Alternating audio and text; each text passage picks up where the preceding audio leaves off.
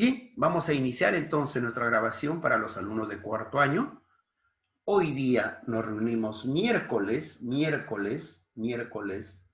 2 de septiembre. Ya estamos 2 de septiembre, noveno mes del año.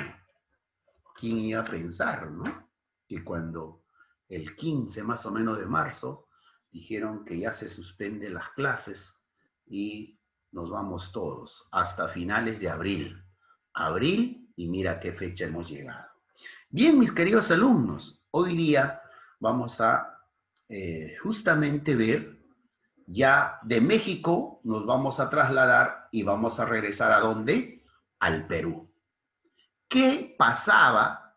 ¿Qué sucedía más o menos en los años 20? 1920, siglo XX. ¿Qué estaba pasando? Justamente vamos a analizar la clase del día de hoy. Había hecho una pregunta, a ver, ¿indigenismo es igual que indígena? No, por ahí escuché. ¿Puede sustentarlo?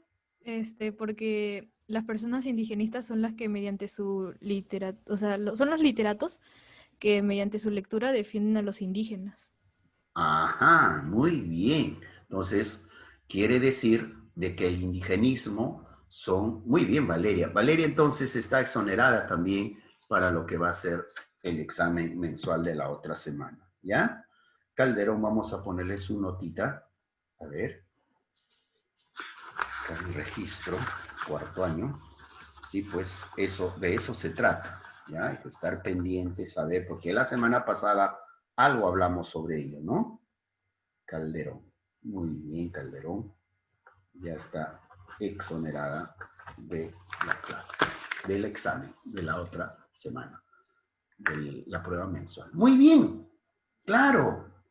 El ser indígena no es sinónimo de indigenista. Indigenista es aquel que teniendo una posición económica buena, no necesariamente que es andino, rasgos ni nada por el estilo, como el día de hoy lo vamos a ver, por ejemplo, al primer personaje, el primer autor que vamos a estudiar, la defensa del indigenismo. Entonces, la clase del día de hoy está referido al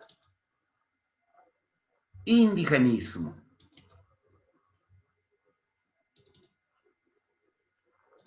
A ver, entonces,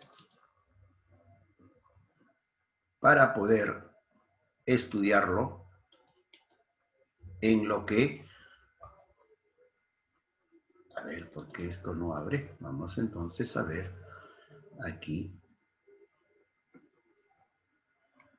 ¿Se ve? ¿Se logra ver, alumnos? Sí, profesor. Sí, Sí, muy se bien. ve. Muy bien, entonces. A ver, aquí. No sé qué ha pasado. Vamos a volver a cerrar un ratito, por favor. Y vamos a poner la pantalla respectiva. Aquí tenemos... Dejar de compartir para poner de nuevo, ¿ya? Ahí está. Muy bien. El indigenismo. El indigenismo. Vamos a hablar, el indigenismo tiene aquí en el Perú sus 3 máximos representantes, sus 3 máximos. A los 3 lo vamos a analizar. El día de hoy vamos a comenzar con Enrique López Albújar y su novela Matalaché. Y la novela Matalaché. La otra clase, la siguiente, la otra semana, vamos a estudiar al gran Ciro Alegría, con su novela también. Y finalizaremos en esta parte de lo que es el indigenismo con José María Arguedas. Quizá Arguedas es el más conspicuo representante por su forma de vida que tuvo él y conoció directo al indígena. ¿Por qué? Eso lo vamos a explicar en su momento. Pero el día de hoy vamos a hablar del indigenismo como movimiento literario artístico de la época. Ojo, el indígena estaba siendo postergado. El indígena era el último, digamos, personaje que se tenía en cuenta. El indígena era, de algún otro modo, rezagado, postergado. Inclusive era con los abusos respectivos y nadie decía nada. Entonces aparecen estos grandes representantes con su pluma. ¿Para qué? Para que hagan novelas de denuncia, como es, por ejemplo, el maltrato que recibían nuestros hermanos indígenas, y también hacernos conocer de cómo ellos pensaban, cuáles eran sus alegrías, sus anhelos, y eso lo plasman a través de su literatura. Pero desde el punto de vista, viendo ya del pobre, del marginado, del que está en contra de lo que es propiamente la raza. Pero acá también incluyen a alguien más. El indigenismo también a la gente de color. ¿A quién se le dice la gente de color? Cuidado, por ahí no vayan ustedes a utilizar el término negro, ¿ah? A los afrodescendientes. Ese es el término. ¿Por qué? Porque si tú estás diciendo ya negro, estás discriminando. Y eso te puede ahora, como le vuelvo a repetir, es muy bien, afroamericanos, muy bien. O también afrodescendientes, ¿no? Afrodescendiente. Entonces, ya de nuestro vocabulario debemos ir quitando la palabra despectiva de decir negro. Muy bien, a ver el chat que me dice Daniel Salas, afroamericanos también hay afroperuanos. Muy bien. No, pero todos son afros, descendientes afros. Por eso la canción dice, ¿no? Que llegamos del África, ¿no? Llegamos del África en un barco. Cadenas me pusieron, cadenas me pusieron. Entonces, todos, ojo, acuérdate que cuando esta parte del continente, nuestra tierra donde hemos habitado, o estamos habitando, pues anteriormente era de una antigua, digamos, manifestación, era netamente incaica, era el hombre andino, ¿verdad? Todas las preculturas se han manifestado de esa manera. Entonces, cuando ya llegan los españoles, ¿no? Los españoles llegan primero a conquistar. Todos eran españoles, todos, ¿ya? Todos. Y conquistan el territorio con apenas 465 españoles, llegan al Perú, y esos 465 españoles, mis queridos alumnos, hace que se da la conquista. Pero ustedes se preguntarán, ¿alguna vez se han preguntado por qué, profesor, 465 españoles conquistaron a toda una cultura inca que éramos aproximadamente 13 millones de habitantes? ¿Qué pasó? Si siempre, cuando hemos estudiado a los incas, nos dicen que eran hombres guerreros, que también eran conquistadores, porque así creció el territorio del Tahuantinsuyo. Ya sabe que el territorio del Tahuantinsuyo ha crecido. Pacheco García, que los incas como dioses o aliados y porque estaban en conflictos internos. Muy bien. Álvaro, y para que los incas eran su dios, claro. Paul Hurtado, porque convinieron a otros pueblos conquistados por los incas. Muy bien, lo invadieron cuando estaban distraídos y en conflicto. Muy bien, sus opiniones están pero perfectos. Sí, pues, como ya es clásico, mis queridos alumnitos, y esto ya mira desde la época de los incas, el Perú o este territorio nunca eran unidos, o nunca hemos sido unidos. Siempre hemos estado divididos por ideología, por pensamiento, por religión, por política, por territorio, etcétera, etcétera, etcétera. Siempre, como nación, nunca nos hemos identificado. Pareciera que con los incas, ojo, con los incas éramos unidos. No. Acuérdate que el imperio de los incas, Pachacute principalmente y después los otros incas, conquistaban a mazo y sangre. Mazo te digo porque utilizaban como arma los mazos o los garrotes, a mazo y sangre. Eran por las buenas o por las malas te sometían. Y si tú era por las malas, le mostrabas, digamos, resistencia a los conquistadores incas, estoy hablando primero de los incas, ¿ah? A los conquistadores incas, pues te sometían al mínimo, te convertía en esclavo. Entonces, y así se iba formando, ¿qué cosa? Resentimiento. Pero, ¿qué pasó con Huáscar y Atahualpa? Porque de acuerdo a la galería de incas, pues han sido Huáscar y Atahualpa los últimos incas. Huayna Cápac, que era el padre de ellos, tiene una aventura en Quito, en el Ecuador. Y ahí Huayna Cápac conoce a una hermosa mujer quiteña, ¿no? Quiteña, muy bien, Valeria, muy bien. Conoce a una mujer quiteña y ahí Huayna Cápac,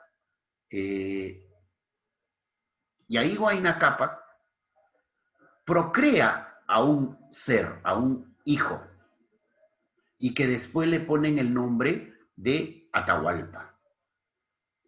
Pero en el Cusco, de su verdadero linaje, donde así se mantenía la sucesión para llegar a ser inca, tenía otro hijo en el Cusco, pero era un hijo dentro del matrimonio, diríamos, y él era Huáscar. Entonces, Atahualpa, influenciado por su madre, porque era una mujer de alta dinastía, ojo, de Quito era, le dice, hijo, tú tienes que reclamar también. A la muerte de Huayna Cápac, que era el padre, ambos, principalmente Atahualpa, reclama a Huáscar y le dice, un ratito, tú no solamente eres el que vas a ser el inca, porque yo también lo voy a hacer. ¿Y sabe qué cosa, chicos? Ambos tenían sus seguidores. Toda casi la región del norte estaban con con Atahualpa, y todo lo que era la parte central sur estaban con Huáscar. Y se da una guerra civil. Guerra civil es cuando se establece o se da dentro de un mismo territorio. ¿Claro? Una guerra civil entre huascaristas y atahualpistas. Y ya sabemos por historia que Atahualpa captura, derrota a Huáscar, pero muchos huascaristas, seguidores, huyen cuando ya se sentían derrotados. Entonces Huáscar se impone como inca. Por eso que Huáscar es considerado el último inca. Huáscar ya es considerado, y en ese momento, mis queridos, Huáscar, perdón, es capturado y después ejecutado por su hermano, por parte de padre, por Atahualpa. Entonces así muere Huáscar. Y allí, en esa circunstancia, mis queridos alumnos, llegan los españoles. Y los españoles se noticiaron. Ojo, a los españoles no eran ningún ignorante por ahí, porque se dice que Pizarro era un pastor de chanchos. No, no. Pizarro era un miembro de la Armada Española, militar capitán era. Entonces, llega con todo y se entera. Y dice, bueno, nosotros vamos. Pero con temores llegan a la plaza de Cajamarca, en donde iba a ser el encuentro entre los españoles pero imagínate, mi queridos alumnos, Atahualpa era muy patético, muy dictador, muy soberbio. Así cuentan los historiadores, ¿ah? Muy soberbio. Y él dice, ¿para qué voy a llevar a mi ejército? Era un ejército inmenso, que si el ejército hubiera estado allí, no había captura de Atahualpa ni nada, y los derrotaban y los mataban a los españoles. Pero dice, ¿para qué? Vamos a llevar a nuestros bufones, o sea, gente que hace reír, que no estaba en nada. Y llevaba un conjunto de mujeres detrás de el anda, que lo llevaban al gran Atahualpa. Ingresa así a la plaza de Cajamarca. ¿Y qué ocurre allí, mis queridos alumnos? presumido, y a las tropas, y el ejército o los españoles estaban que se morían de miedo, porque veían todos los cerros. Si alguien conoce Cajamarca me va a decir, pues Cajamarca está en una hondonada y está rodeado de cerros, ¿no? Ahí está, por ejemplo, el gran mirador que está en Santa Apolonia, que es un mirador de todo Cajamarca, y allí estaban pues el ejército acantonado, ¿no? A la espera de la orden de Atahualpa para atacar, pero Atahualpa no ataca. Inmediatamente los españoles utilizan sus estrategias, lo someten, y ahí recién, pero cuando ya era capturado el gran Atahualpa. Y ahí conversan entre ellos y le dice, bueno, miren, hay una noticia que dice que han llegado unos hombres barbados, han salido del mar. Ojo, los incas creían mucho en el agua, en el mar, y decían eran dioses que habían venido. Y los huascaristas, y mira, los españoles utilizaron una estrategia, se contactaron con los huascaristas que estaban clandestinamente, les dijo, sí, efectivamente nosotros hemos venido a restablecer el orden. A los huascaristas vamos a darle el lugar donde les corresponde. Imagínense el engaño, ¿no?, de los españoles. Ojo, los incas sí, eran bastante ingenuos, porque, ojo, no mentían, pues, no mentían. Dentro de su código, ¿cuál eran los 3 códigos? Amayuya, Amasúa. No robarás, no matarás, y no... Mentirás.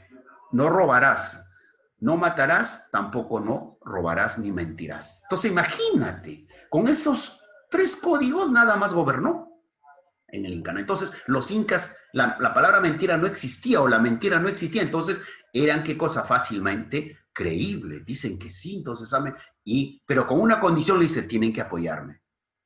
Entonces, esos 465 españoles que eran, se convirtió pues en un gran, y hubo una lucha, y así es donde se conquista el imperio de los incas. Y entonces cuando ya se instalan los españoles, mis queridos alumnos, ya comienzan a tomar las tierras, ya eso es en el coloniaje. Y cuando ya se dan, por ejemplo, lo que viene a ser la agricultura, ¿no? Descubren lo que es el algodón para ello, y traen a esclavos, porque España ya tenía esclavos, pero principalmente del África, en grandes galpones, unos galeones, barcos, que tenían abajo como una especie de depósito, y allí a los esclavos, o sea, los afro, principalmente africanos, lo trajeron a esta parte del continente por primera vez, y venían, por cierto, encadenados y todo ello. Y se instalan. Entonces, la primera migración, después de los españoles, ¿quiénes han sido los primeros? Han sido los afrodescendientes. Los afros llegaron y poblaron. Pero estos esclavos que habían llegado iban a ser instalados en la sierra, pero por su condición climatológica, su forma de su estructura humana, no resistían y los pobres esclavos morían.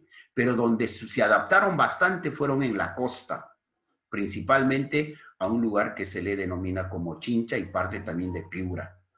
Allí se han instalado y comenzó a darse esta primera migración en lo que es nuestra historia. Entonces, por eso que Perú, pues tiene a los descendientes afros, y se ha venido dando así. Después hay otra migración, en la época ya reciente, en los años 1870, 90, 1780, 90, llegan los culíes. ¿A quién le decían los culíes? A ver, alumnos. ¿Cuál fue la otra migración que se dio? ¿Quiénes eran los culíes? Que también vienen como esclavos. ¿Quiénes? Los chinos. Los chinos. Chinos, o sea, los del continente asiático. Entre ellos, pues, están principalmente China, cantidad de chinos, y también japoneses. Llegan a nuestro territorio en calidad para los grandes arrozales trabajar, porque eran expertos. Por eso que también el Perú tiene a los famosos ni 6 o ni 6 hijos ya nacidos aquí. Por eso tenemos acá en Lima el barrio chino. Si tú te vas a cualquier parte del Perú, siempre vas a encontrar a los descendientes de los chinos, ¿no? Cuando uno va, por ejemplo, al Mercado Central de Lima, hay un barrio exclusivamente puro chinos y todos están en China. Entonces, miren, la migración. Y así la historia se va dando, mis queridos alumnos. ¿Y cuál habrá sido la tercera migración que ha tenido, por ejemplo? O cuarta, ya diríamos, porque fue primero españoles, después fueron los afros, después fueron los chinos, y otra, ¿cuál es? Ahí nuestra alumna Fuentes nos puede decir. Los venezolanos. Los venezolanos. Esa es otra migración que ha tenido el Perú, o que tiene. Y que muchos venezolanos ya se han afincado en nuestro país. Y van a tener descendencia. De acá a unos 20, 30 años, van a ser descendientes de los venezolanos. Ya ve, esos son fenómenos que se dan a través de lo que viene a ser sociológico, ¿no? Fenómenos sociológicos. Las sociedades funcionan así. Y los peruanos también, ojo, los peruanos también estamos, como se dice, dispersos en el mundo.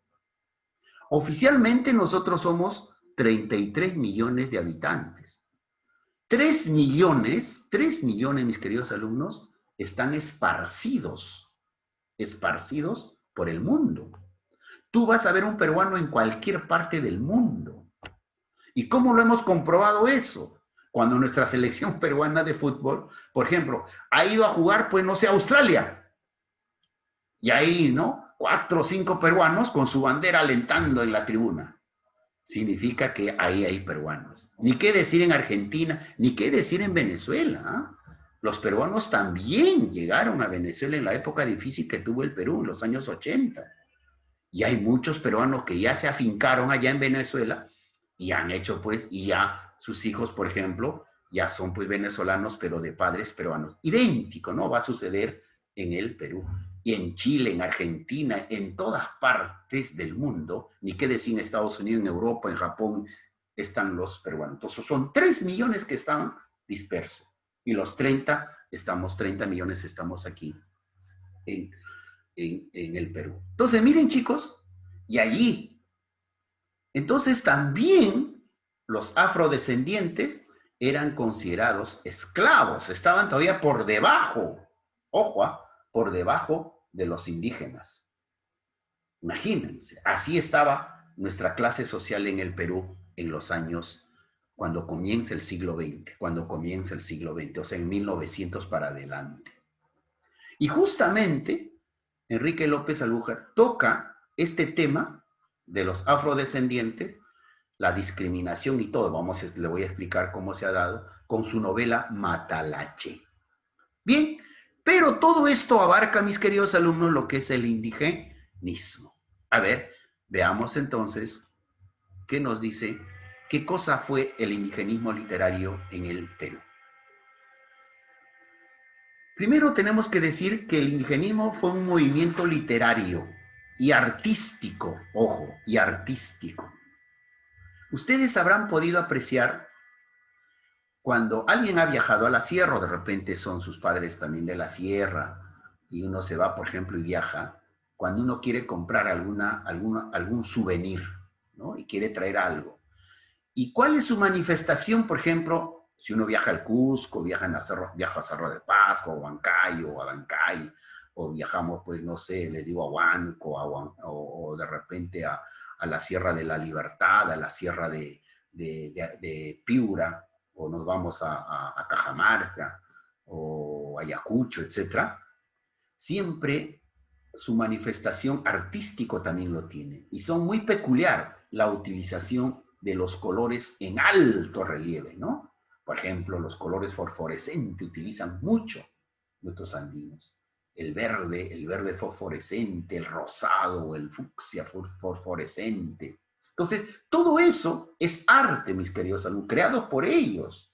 Por eso que el indigenismo, cuando se habla de indigenismo, no solamente se habla del aspecto literario, sino también de la parte artística. surgido entre los años 1930 hasta 1950.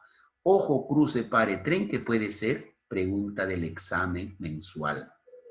Cuando te digo, el indigenismo en el Perú, ¿en qué época o qué tiempo se dio? Y usted me responderá, 1930 hasta 1950. Se expresó en las siguientes formas artísticas en el Perú. Ojo, en literatura, ¿quién fue el mayor exponente? Fue el gran José María Arguedas, con sus múltiples obras. Ahí está Yaguar Fiesta, ahí está Agua, ahí está El mundo es ancho y ajeno. Hay muchísimas obras, Yaguar Fiesta también tiene el gran José María Arguedas, en donde expone la vida del indígena. Fotografía, ¿quién fue el máximo exponente? Fue el gran cusqueño Martín Chambi. Martín Chambi. Ya, él era representante de la fotografía y tomaba pues las peculiaridades de los indígenas. La pintura, mayor exponente José Sabogal, y en música el mayor exponente fue Daniel Alomía Robles. Daniel Alomía Robles compone una canción que es casi como himno y representante de nosotros. ¿Cuál será? Aparte del himno nacional, por cierto. ¿Cuál será?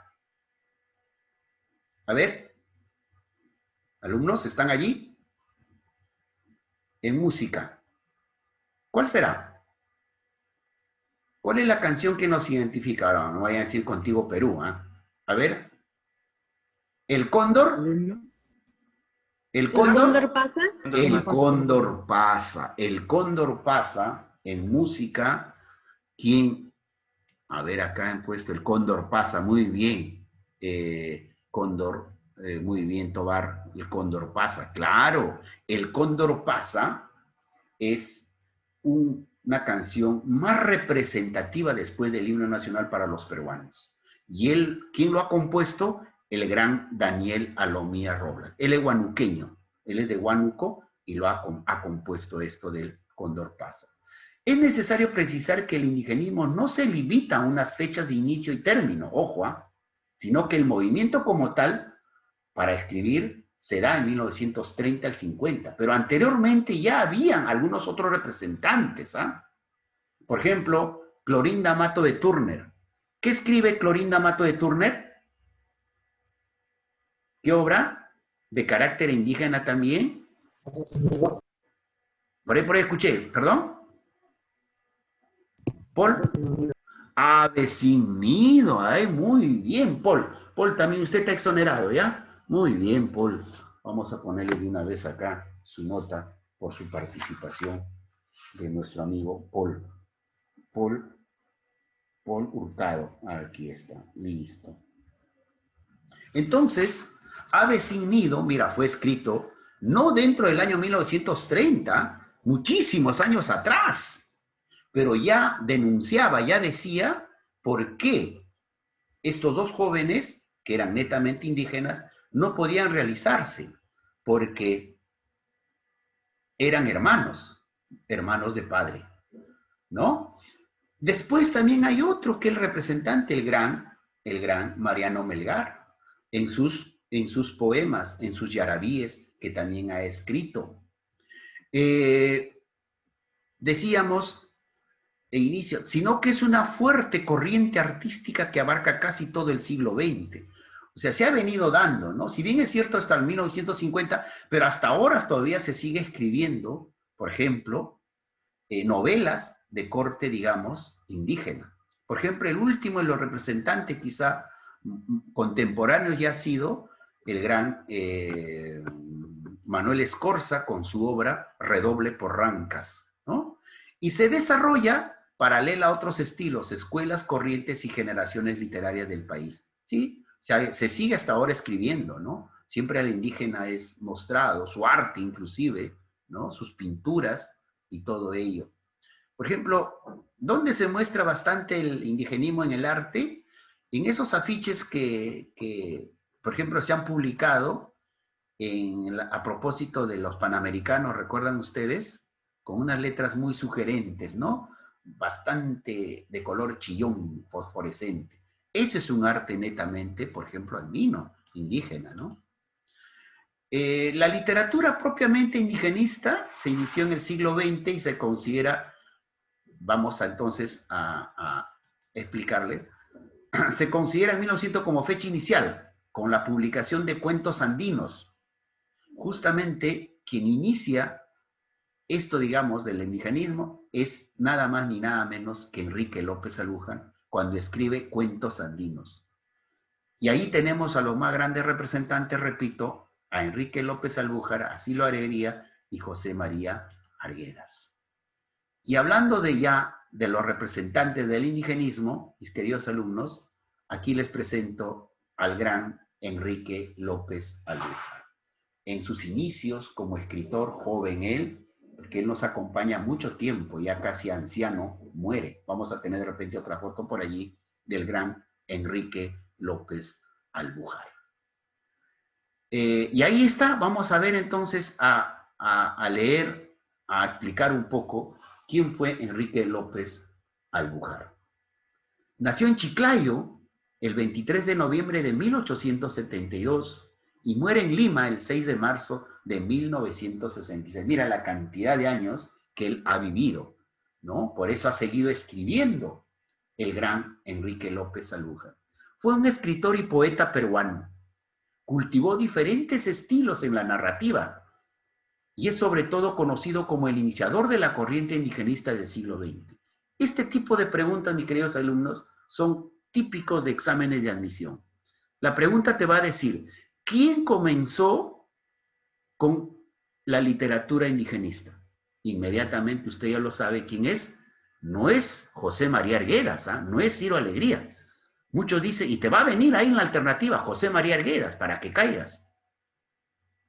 El iniciador fue Enrique López Alújar, pero el máximo representante de esta corriente literaria llamada indigenista fue José María Arguedas. Entonces, siempre tener presente estos tipos de conceptos, mis queridos alumnos, ¿ya? No equivocarse, ya vayan grabándose. Entonces, el iniciador del indigenismo en el Perú fue el gran escritor Enrique López Alújar.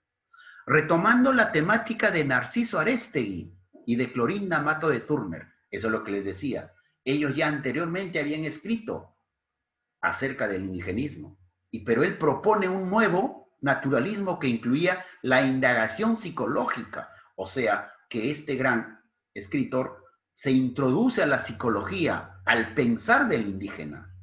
Oye, en esos tiempos, pues, el indígena era considerado una cosa, un objeto. Imagínense que el indígena no tenía derecho alguno. Podría haber sido violado o violada en este caso, pero acá en este caso vamos a ver una novela muy bonita, ¿no? Y no pasaba nada. O ejecutaban o mataban y no pasaba nada. Cuando se compraban las tierras, mi querido alumno, esto es lo más penoso, mira, en el siglo XX, ¿eh? No estamos hablando de los siglos pasados, acá en el Perú, cuando se compraban las tierras, ejemplo, ¿no? Entre dos hombres de tener, de muchos recursos económicos, dice, yo te compro tu tierra, esa es la que está al fondo de Abancay, por decirlo, ¿no? Allá en la tierra de Abancay, eso. Pero también, ya, perfecto, y te voy a vender con todos los que viven allí. Entonces, ¿qué cosa? Se cambiaban de amo. Ya no era el amo Juan Pérez, ahora vas a tener un nuevo amo. ¿Por qué? Porque te vendieron con todo. Imagínense, alumnos. O sea, y ahí por eso que era importante, urgente, que alguien hable de ellos, que denuncie. Y aparecen estos literatos que a través de su escritura comienzan ya a denunciar, ¿no? Entonces, miren, para dar cuenta del mundo andino, nadie hacía caso, pues, del indio de carne y hueso, porque también sentía, sufría, pensaba, tenía momentos de alegría. Entonces, él escribe, por ejemplo, en Cuentos Andinos, que es una obra maravillosa, ¿no? Pero es un conjunto de cuentos, como su mismo nombre lo dice, con sus creencias y formas de violencia. Se le considera como el primer narrador narrador en construir una imagen verosímil del indio peruano. Perfectamente, entonces, encaja en nuestro gran Enrique López Albújar. Y ahí está, ya de mayor, un poquito mayor ya él, miren, el gran Enrique López Albújar. También podemos decir, obtuvo el Premio Nacional de Literatura en 1950. Su obra se desarrolla dentro de la orientación del realismo crítico y renovador de América, con atención especial al elemento indígena. Su identificación con las víctimas de las injusticias sociales le lleva a trazar cuadros de una gran plasticidad. Inicialmente escribió cuentos de carácter modernista y generalmente fantásticos. Entonces, él hace una crítica a cómo lo tratan al indígena. En contra, sí, en su época comenzó a causar algún escozor en estos grandes terratenientes que eran los dueños y amos en el Perú. Imagínense. Ahí están sus obras principales del gran Enrique López Albújar. Cuentos andinos, de mi casona, Matalaché, nuevos cuentos andinos, o sea, son dos, hay nuevos, y hay uno primero que inicia, El hechizo de Tomaiquichua, ¿ya? Este pueblito de Tomaiquichua está a la entrada de Huánuco, ¿ya? En Huánuco. El hechizo de Tomaiquichua, Las caridades de la señora Tordoya. Con esta novela ganó el Premio Nacional de Narrativa en 1950. Pero el que el día de hoy vamos a ver es Matalaché, ya que también es una obra de denuncia. Y ahí está, Matalaché. A ver, aquí habla de un afrodescendiente directamente. Entonces, como en esos tiempos se compraba a las personas, a los esclavos, y es comprado, ¿quién? Matalaché. Por cierto, así le ponen, porque acuérdate que los esclavos no tenían nombre ni apellido. Muchas veces tomaban o les daban su apellido sus amos. De ahí por eso ya tienen apellidos posteriormente. Porque ellos eran considerados, sí, claro, en su tierra natal, digamos en el África, que si era directo traído por las épocas, tenía un nombre y un apellido, pero era allá. Pero aquí era conocido simplemente como esclavo. Y el término despectivo de negro. ¿Claro?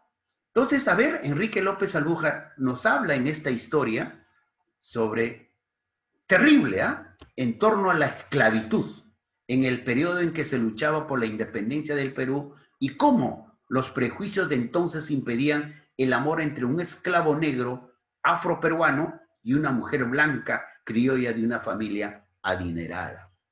Entonces, el nombre que le ponen, ¿no? José Manuel, aunque debería decirse José Manuel, pero en ese entonces simplemente José Manuel, así, el personaje principal, quien es Matalaché, es comprado, es llevado a una hacienda de ese entonces que había.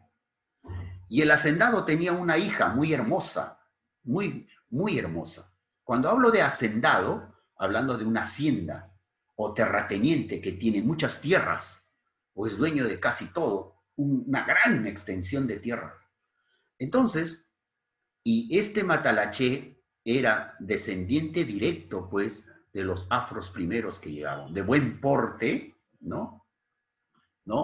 Y era, como lo describe nuestro amigo Mandinga. ¿Quién eran los mandingos? A ver, ¿alguien me puede decir? ¿A quién le decían los mandingos? ¿Alguien? ¿Alguien? Nadie. Los mandingos, mis queridos alumnos, eran grandes sementales. ¿Qué cosa es sementales? ¿Tampoco no saben? Creo que no están, los de cuarto ya se fueron a almorzar. ¿Alumnos? ¿Están? Estamos, profe. Ya pues, entonces ya están durmiendo, creo. A ver, estoy preguntando. ¿Qué cosa es semental? Con alumnos de cuarto puedo ya conversar estos temas. No estoy con niños de primaria. Los sementales, mis queridos alumnos, son justamente que los animales de raza, principalmente machos, estoy hablando de animales, ¿eh? Machos, son comprados, ¿para qué? Para que preña a todas las hembras, ¿ya? Principalmente a las yeguas, por ejemplo, de buena sangre, dicen, ¿no? ¿Para qué? Para que los críos salgan pues con fuerza, fortaleza. Entonces, en ese entonces, mis queridos alumnos, así también eran considerados los afrodescendientes. Justamente, José Manuel es comprado para que él procrea como un gran semental. ¿Con quién? Con la servidumbre. Y pueda tener este hacendado buenos hombres para que puedan trabajar sus tierras, sus chacras. Pero, ¿de quién se fija Matalaché? De la hija de este hacendado. Y surge el amor. Surge el amor. Pero eso fue perjudicial para él. Y es pagado con la muerte, con su vida. Porque el gran Matalaché fue, cuando ya se le descubre, o lo descubre, que tenía el amor con esta hija, ¿no? Y ahí lo vamos a ver, la descifración es una mujer muy, muy bonita, muy bella, era hija del hacendado. Lo hacen hervir en una tina con jabón. Así lo matan, así muere el gran Matalaché.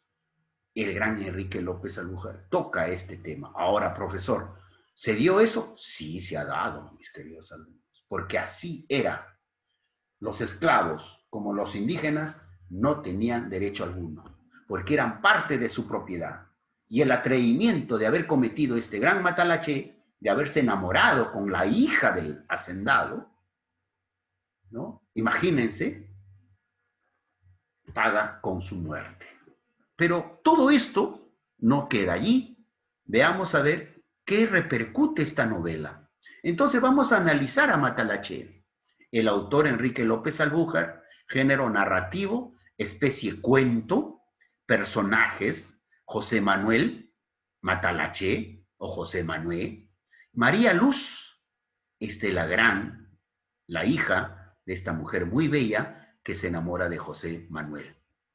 Don Juan Francisco el hacendado, el malo, el dictador, el de poco Antuco, personaje como una especie de capataz Casilca, la que le sabía todo y también es muerta al final, Rita y don Baltasar, todos ellos personajes de esta gran novela. Veamos, aquí miren chicos, fue llevada a la televisión peruana esta obra, ¿ya? Por un actor, ahora no me acuerdo del nombre de él, pero sí de ella. Ella es la gran, ¿quién? A ver, ¿quién lo reconoció? Se apellida Urbina. ¿Cómo es su nombre? La que también trabajó, a ver, pero ¿por qué no abren el audio, chicos? Y el chat a veces... Melanie Urbina. Melanie Urbina, muy bien. Esta fue una serie que se hizo en el Perú, y búsquenlo de repente allí en YouTube, debe estar, sí debe estar, y allí hace de la hija, y ahí está el gran Matalaché. Fue llevada por Frecuencia Latina, lo dieron en su momento. Y ahí está, estos son, por ejemplo, sus encontrones que se tenían, estos dos, Matalaché y, en este caso, a ver, vamos entonces, la hija del hacendado. En 1928 López Albujar publicó la novela Matalaché. Ojo, ya estamos hablando de qué fecha, miren. De carácter naturalista, o sea, tal cual, ¿no? Sobre un tórrido, ¿tórrido qué es? Intenso, ¿no? Intenso, fuerte. Un tórrido romance entre una criolla y un esclavo durante las postrimerías de la colonia, cuando ya estaba casi terminando la colonia. Matalaché. Es una obra que representa la discriminación racial y la existencia de clases sociales en el Perú a fines del siglo XVIII e inicios del siglo XIX.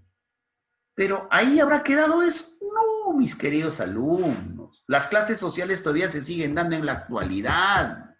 En la actualidad. Con ese jovencito que salió diciendo, cuando los serenos le dicen, ponte la mascarilla. Y el que le contesta, he salido a mi perrito para que haga su pipí. Y le dice, póntela a este. Y comienza y responde con un insulto, ¿no? Le dice, ¿qué tiene Serrano atrevido? O sea, existe todavía. En la mente de algunas personas todavía existe el racismo, la discriminación. El gran José María Arguedas ya definió y dijo, todos tenemos, si no tenemos de inga, tenemos de mandinga. Somos pluricultural. Todos de alguna manera tenemos descendencia. Y nos van a venir a finales del siglo XXI, perdón, en pleno siglo XXI a decirnos que bueno, pues que tú eres como la señora congresista que el día de ayer ha declarado, ¿no? Que solamente él puede ser embajador en Bolivia. ¿Por qué? Por sus rasgos andinos. O sea, ¿qué cosa estamos hablando? ¿De qué? Bueno, entonces, pero aquí está explicando la novela Matalaché a finales del siglo XVIII e inicio del siglo XIX. Se daba esto, la gran discriminación, las clases sociales irrenunciables. ¿Cuál es la idea principal de esta obra literaria? El amor incomprendido de José Manuel y María Luz. José Manuel y María Luz. Imagínense, ¿no? Imagínense. Ahí tenemos el amor incomprendido de José Manuel y María Luz. Imaginémonos, ¿no? Mire, allí tenemos. ¿Qué más? El tema principal. El tema principal. El tema principal, acá lo que nos habla, es del prejuicio racial y la discriminación según la sociedad y el color de la piel. Hasta ahora se sigue dando. Ya Enrique López Albújar, en los años 1928, escribió esta gran novela. Si bien es cierto, perteneció a finales de la colonia, pero ahí está. Y todavía se sigue dando. Pero el amor puede romper dichas barreras. Sí, pues, el amor es puro. No tiene distinción, ni de color, ni de raza, ni posición económica, ni de religión, ni nada. Pero ahí es donde ya los prejuicios salen, el prejuicio. Ah, porque tú eres oscurito. Ah, porque tú eres chatito. Ah, porque tú, no sé, pues, ¿no? Siempre le encontramos y dice, a pesar de que puede surgir un amor. ¿Pero por qué? Por el prejuicio. ¿Qué me dirán? ¿Qué pensarán? ¿Listo? Ahí. Y el tema secundario, los conflictos de orden racial y social existentes en la sociedad, donde prevalece el sistema de esclavitud. Ojo, de acuerdo a la obra, la vergüenza para María Luz según la sociedad y la muerte de José Manuel. Imaginémonos. El padre dice, pero tú eres la vergüenza de toda la familia. ¿Cómo es posible que te hayas metido con un esclavo? Y este pagará con la muerte. Y lo hacen hervir en una tina con jabón. Ya se imaginan, ¿no? La peor muerte. Pobrecito, él muere todo pelado, todo hervido, ¿no? La conclusión a esto podemos decir, el contenido sensual de la novela, sí, muy bien, junto con el ataque a las hipocresías y falsedades sociales que esconde el prejuicio racial. Repito nuevamente, el amor es puro y sincero. Fueron los ingredientes más sabrosos del punzante intercambio en la obra Matalaché. ¿Cuál será el mensaje, mis queridos alumnos? Que las barreras raciales pueden ser vencidas por el amor. La obra que nos presenta los amores de María Luz y el mulato esclavo José Manuel se refiere a un problema de carácter universal, la igualdad racial. Hasta ahora todavía en el mundo, mis queridos alumnos, no ha sido superado. Y mire lo que está pasando en Estados Unidos, o lo que ha pasado. Siguen todavía por el color de piel, son asesinados, muertos. Imaginémonos. Y eso no debe ya. Porque si nosotros somos creyentes, ¿qué cosa debemos decir? Que Dios, ¿qué cosa hizo al hombre? A imagen y semejanza de él. Y todos somos iguales frente a él. Bien, mis queridos alumnos, ¿qué les pareció la historia de lo que hemos hablado del día de hoy? A ver, comentarios, por favor. Pueden ya salvar sus notitas por ahí, pueden ir obteniendo para que ya no den sus su examen. Bien, entonces de esa manera vamos analizando y terminando la grabación.